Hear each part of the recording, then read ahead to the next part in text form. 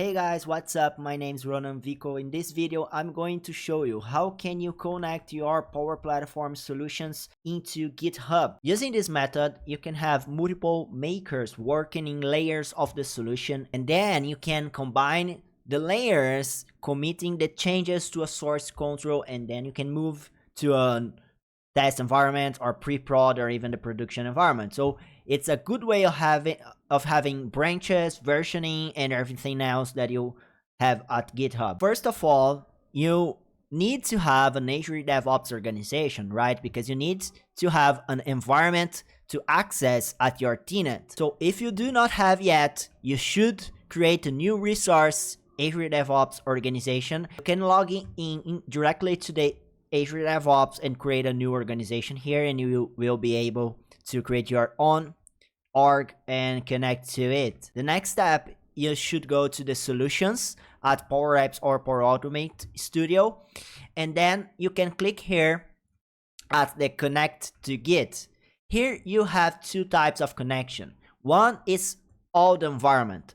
So I do not recommend using the environment type because you will have all the solutions available. If you want, you need to check one by one which one you want to have the connection at the GitHub as the solution. You need to do that too. The difference between them is the organization of the files. It's the way that you manage the coding and the files in the repo of the GitHub. So I recommend you to use the solution type. I think it's easier to use, easier to understand, and also is a good practice, right? Here you're going to select the organization that you have on the Azure DevOps that you created before on the beginning of this video. So I'm going to select here my organization and the project also you need to create on your organization. So here I'm logged at the Vico Digital, my organization, and here I can create a new project. For example, I will create here project English YouTube video. I'm going to click here on create. It will be able to select now our project right here. Now we need to select a repository, so I will select the full repository that was just created with the project English YouTube video. Here it's a folder that will store all the solutions in this environment, right? So I can type down solutions and I can just click next. Now I can select the solution that I want to have at my repository. So I will select this first one right here. Okay, I'm going to select this solution, and the branch you can see here, I do not have it yet.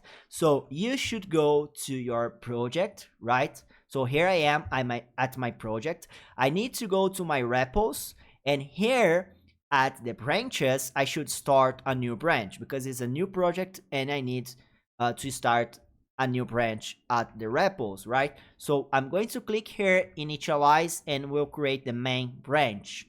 You can create new branches for your developers. You can work the way that you want here as you use it to use on your main projects in GitHub, okay?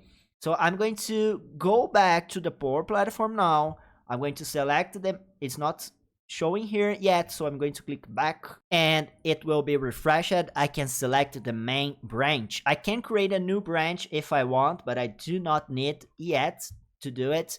And here is going to be my Git folder. So we can see the solutions, right? It's the folder that we just created, and will be slash the name of our solution. I can click connect and it will be connected to GitHub. It's pretty cool. Here is it. It is connected to Git.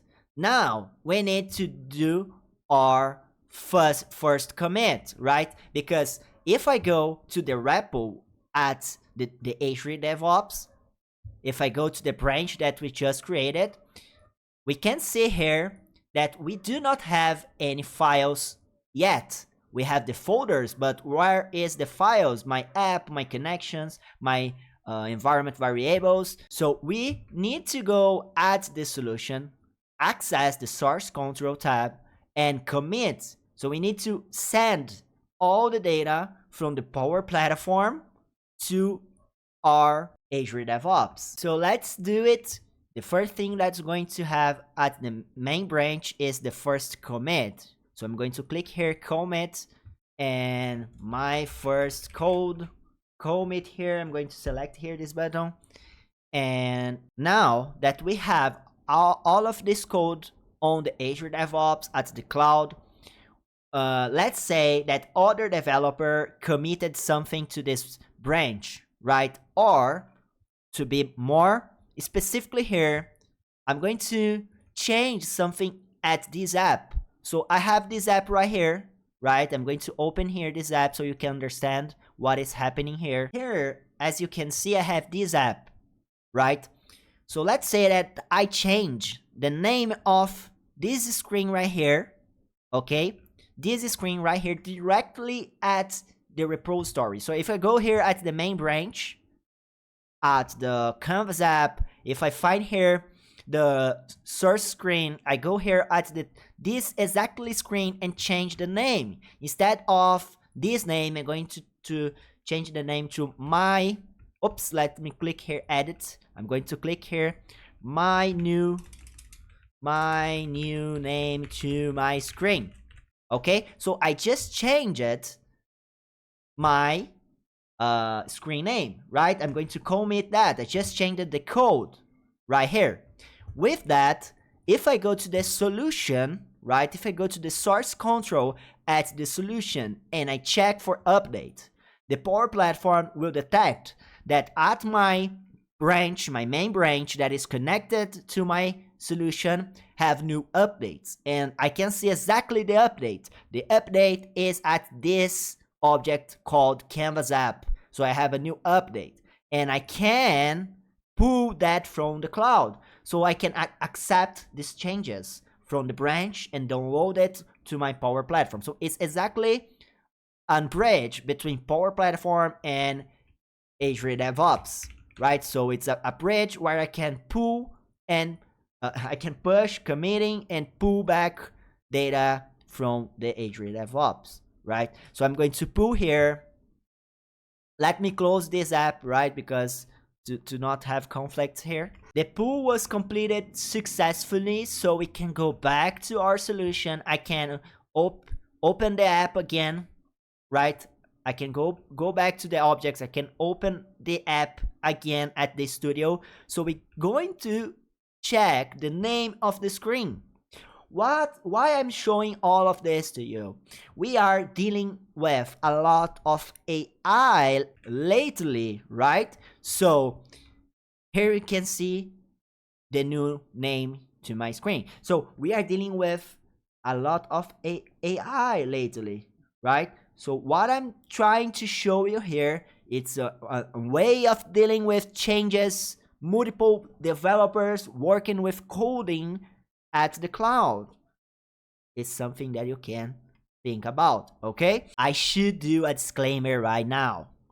To connect a solution to GitHub, the environment is required to be managed, okay? So when you are able to connect to a GitHub, and to be able to connect to a GitHub in Azure DevOps, your environment will become managed, okay? Why I'm talking about it? Because a managed environment requires all the users to have premium license to use the apps at the environment, okay? So when you are connecting solutions to GitHub, the environment will become a managed environment, and because of that, the users at this environment will need to have premium license. That's a disclaimer here, so you can remember that before going to